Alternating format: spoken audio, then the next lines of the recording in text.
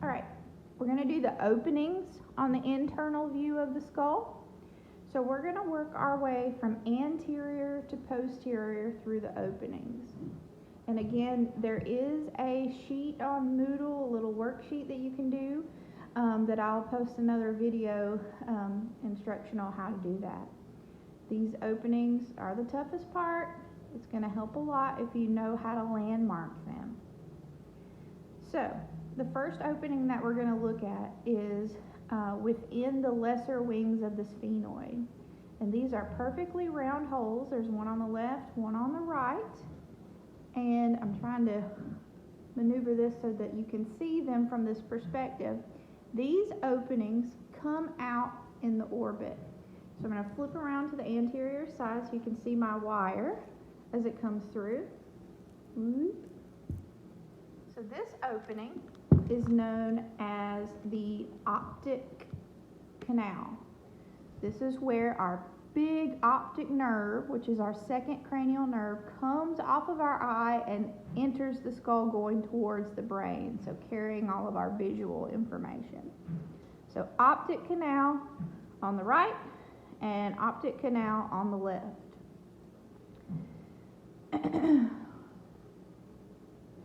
Within the sphenoid bone, we also have some openings that are oriented anteriorly.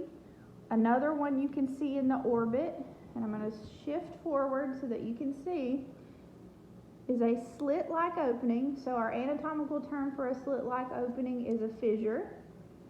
And this superior orbital fissure comes out in the orbit as well. So you can see it's a slit-like opening and it's coming out right in the eye.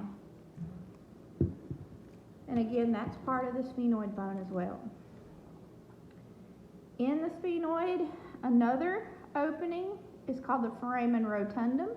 So it's just inferior to where your superior orbital fissure is. It's perfectly round, rotund. And if you place a wire through it, there is a nerve that would come out just behind the orbit. I'm kind of show you here, but my wire is not bending in the right way. So coming out just behind the orbit, foramen rotundum. It's rotund, it's round. And if we look from the foramen rotundum, directly inferior, we're going to see the foramen ovale. So it's a round, oval shape, foramen. And hanging off the end, the foramen spinosum, just a little tiny hole.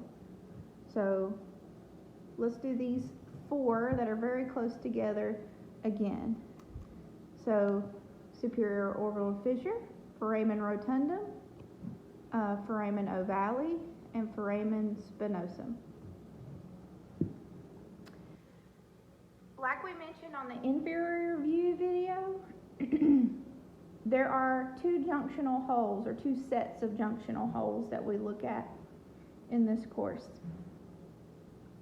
The first of those is the foramen lacerum, and we saw this from the inferior perspective too. The foramen lacerum is a junctional hole that connects sphenoid,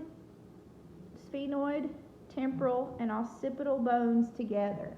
So it laces them all up. And again, because it's junctional, it's irregular in shape. So to landmark this one, if you find your foramen ovale and look directly medial and a little bit posterior, you'll see it there. So foramen lacerum. There we go. And the foramen lacerum sits just inferior and a little bit anterior and medial to a hole that I told you was going to be very confusing on the inferior view, the carotid canal. So let's find the carotid canal again on the inferior view. If I place this wire inside of it and push it through, you see it forms a little tunnel through there. I'm going to try to zoom in a little bit. You can see it tunneling through, flipping back over to this perspective, I'll pull my wire out. You can see that coming out of the petrous ridge of the temporal bone is our carotid canal from the internal perspective. Because it's tunneling through, it looks completely different from each view. So just superior to our foramen lacerum, which is the big irregular shaped hole, right on top, that's where our carotid canal comes through. All right, so let's take this wire out of the carotid canal. Along the petrous ridge, if we look posterior to it, within the posterior cranial fossa, we'll see our second junctional hole, and we can see it a little bit better from this internal view than we could from inferior. So this junctional hole, which connects our temporal and occipital bones together, is known as the jugular foramen. And again, it's kind of jelly bean shaped, so you can see it on the left and the right side there. So jugular foramen. Of course, our foramen magnum, the big hole where our spinal cord goes. And last but not least, our hypoglossal canal, which is coming off of the brainstem and going towards the bottom of the tongue. Now, we saw this one from the inferior perspective as well. So remember, if you find your occipital condyles just below it, that's where your hypoglossal canal sits. So you can see that from this perspective too.